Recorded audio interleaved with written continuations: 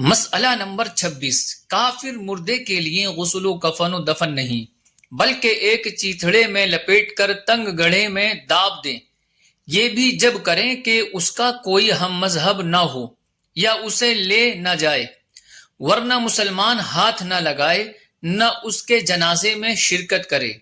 اور اگر بوجہ قرابت قریبہ شریک ہو تو دور دور رہے، اور اگر مسلمان ہی اس کا رشتہ دار ہے اور اس کا ہم مذہب کوئی نہ ہو یا لے نہیں،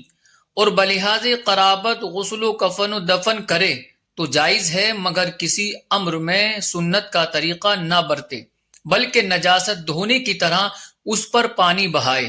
اور چیتڑے میں لپیٹ کر تنگ گڑھے میں دبا دے۔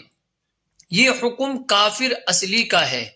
اور مرتد کا حکم یہ ہے کہ مطلقاً نہ اسے غسل دے نہ کفن، بلکہ کتے کی طرح کسی تنگ گڑھے میں ڈھکیل کر مٹی سے بغیر حائل کے پاٹ دیں۔